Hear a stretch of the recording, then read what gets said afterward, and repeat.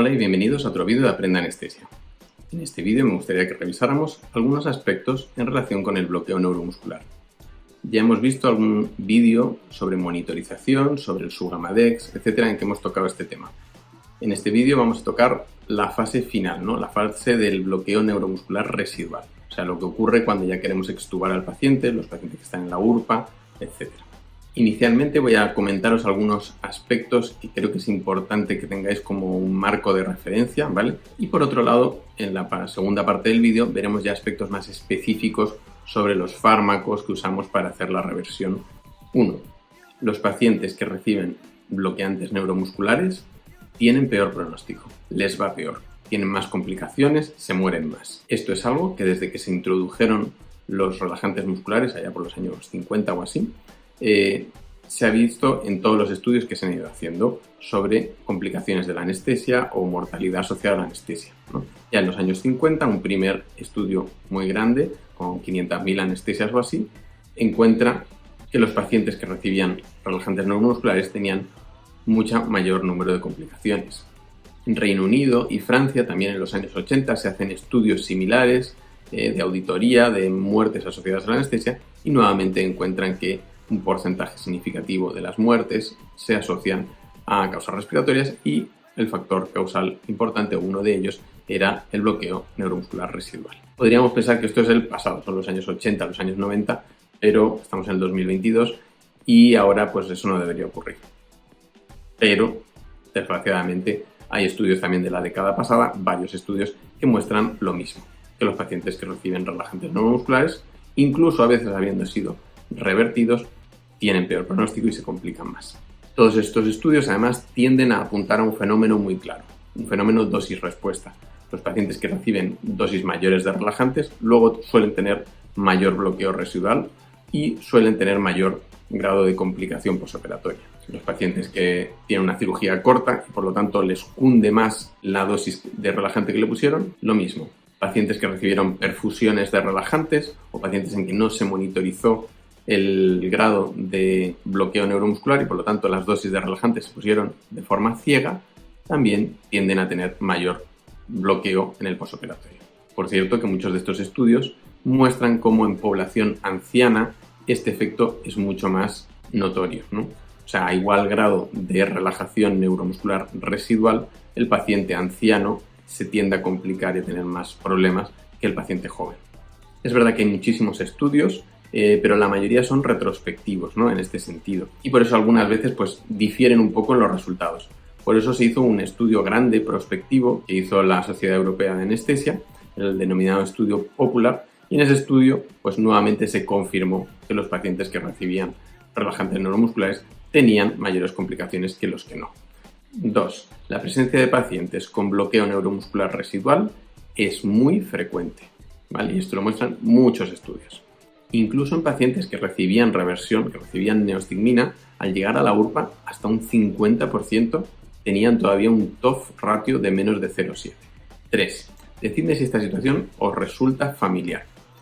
Esto me pasó a mí hace 2-3 días en la guardia. Reemplazo un quirófano que estaba prolongado a las 3 de la tarde.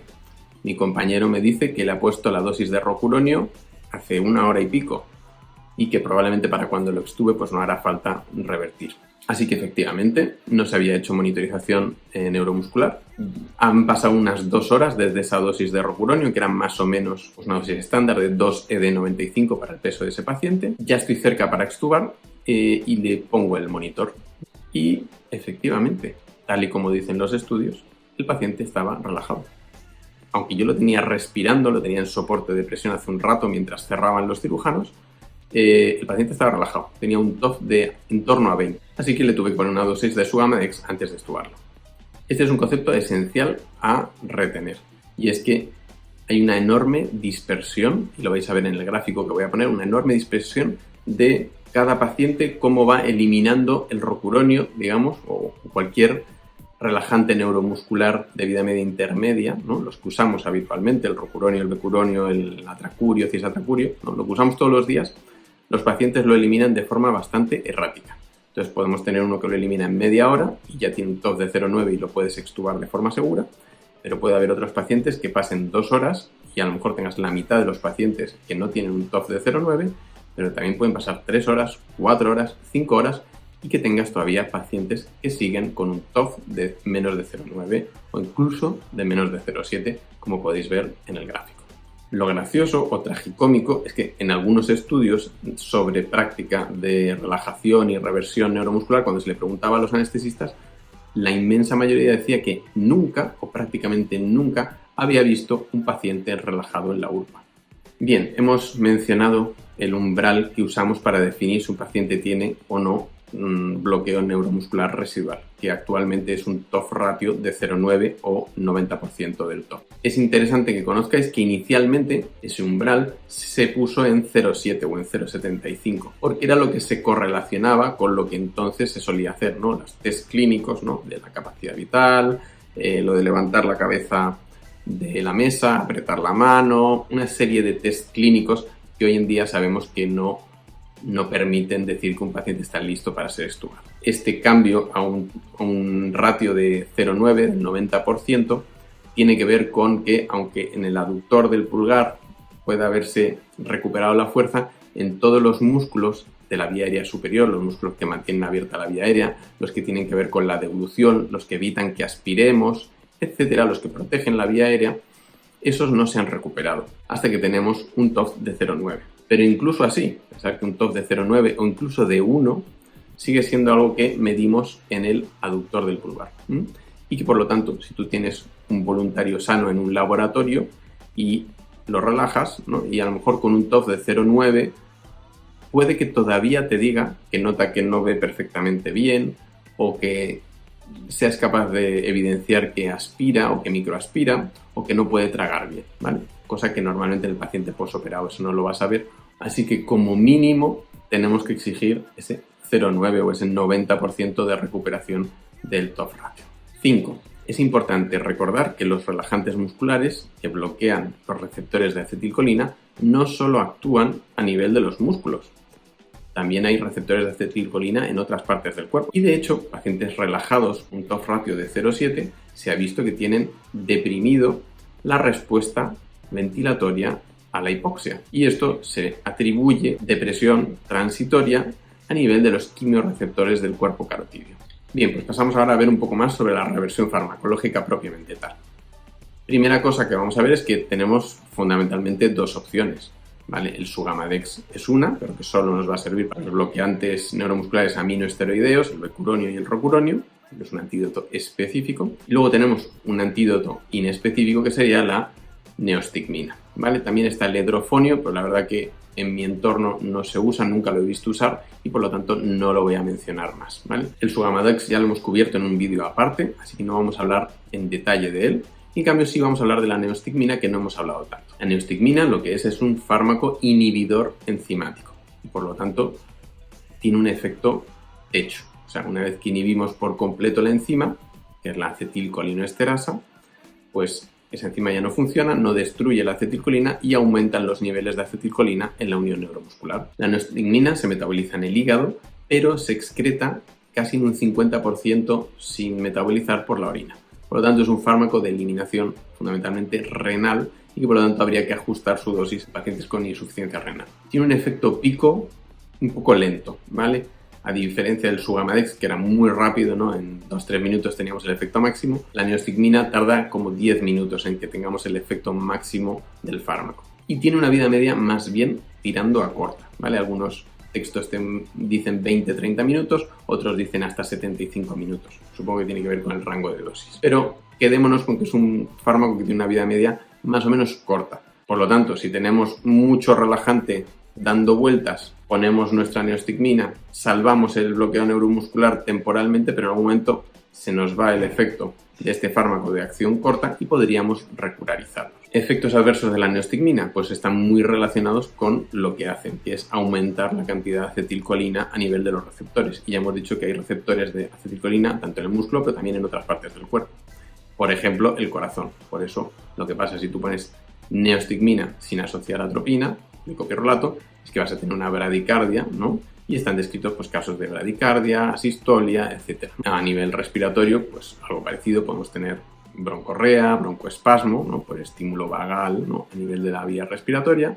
A nivel digestivo vamos a tener un hiperperistaltismo, ¿no?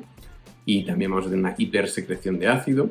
A nivel ocular vamos a tener miosis y todos estos efectos van a ser atenuados cuando coadministramos un anticolinérgico como la atropina o el glicopirrolato junto con la neostigmina. Pero es importante que sepáis que incluso asociando el anticolinérgico igual están descritas las bradiarritmias y los broncoespasmos, etc.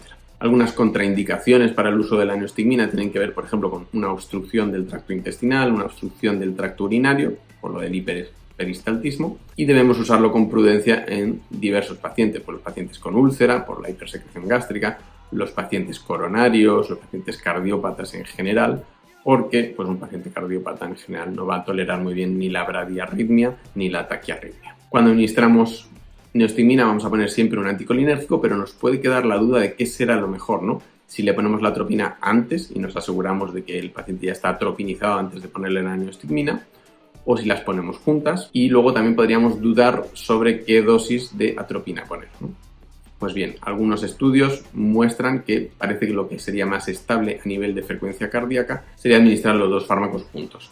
Y en cuanto a la dosis de la atropina, pues la dosis recomendada suele ser de 20 microgramos por kilo, ¿vale? Lo que es más o menos la mitad de una dosis intermedia alta de neostigmina, que sería en torno a los 40-50 microgramos por kilo. Por lo tanto, si ponemos una dosis más alta de neostigmina, imaginaros 70 microgramos por kilo, que sería como el tope de dosis, pues a lo mejor interesaría o poner de entrada más atropina o tener atropina lista por si el paciente se queda un poco corto de atropina y complementarías un poco la dosis de atropina. Un último efecto que voy a mencionar aparte es el efecto paradójico de parálisis paradójica en relación con el uso de neostigmina. Claro, nosotros hemos puesto la neostigmina para que el paciente deje de estar relajado, pero podríamos relajarle más. ¿Cómo ocurre esto?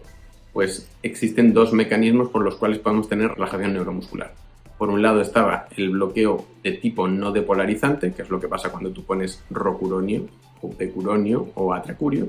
El relajante se pone entre el receptor de acetilcolina y la acetilcolina y no permite que la acetilcolina lo estimule. El otro tipo era el bloqueo depolarizante, que es el que hace la succinilcolina. La succinilcolina se une tan violentamente al receptor de acetilcolina que el receptor queda desensibilizado y durante varios minutos no es capaz de depolarizar al músculo. Pues lo que ocurre si ponemos mucha neostigmina o si ponemos una dosis de neostigmina con poco relajante dando vueltas, es que va a haber un exceso de acetilcolina y por lo tanto va a haber un estímulo importante sobre el receptor que lo va a desensibilizar igual que hacía la succinilcolina. Por eso la importancia de hacer una monitorización del bloqueo neuromuscular y de dosificar la neostigmina en base a nuestra monitorización. Octavo punto. Es importante que sepamos o recordemos que la neostigmina solo la podemos usar en bloqueos más bien superficiales, a diferencia del Sugamadex, que lo podemos usar en todos los bloqueos, ¿no? Muy profundo, superficial, mínimo, a todos los niveles, simplemente ajustamos la dosis y siempre nos va a ir bien. Con la neostigmina tenemos que afinar bastante. Algunos autores dicen que tenemos que esperar a tener por lo menos 2 respuestas en el tren de 4.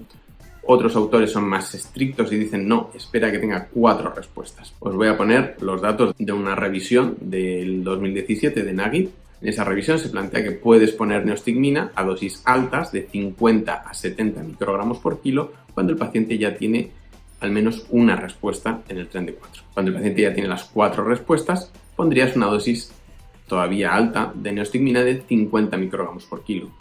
Y cuando el paciente ya se ha recuperado bastante y ya tiene un TOF ratio de entre 0,4 pero no llega a 0,9, o sea un bloqueo mínimo, entonces ya pondríamos una dosis baja de neostigmina, 20 microgramos por kilo, ¿no? Para no tener ese efecto paradójico.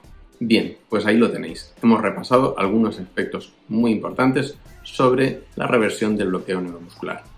Muchas gracias por haber visto el vídeo. Si os ha gustado, por favor, darle al like y suscribiros y compartirlo con alguien que le pueda interesar. Muchas gracias y hasta pronto.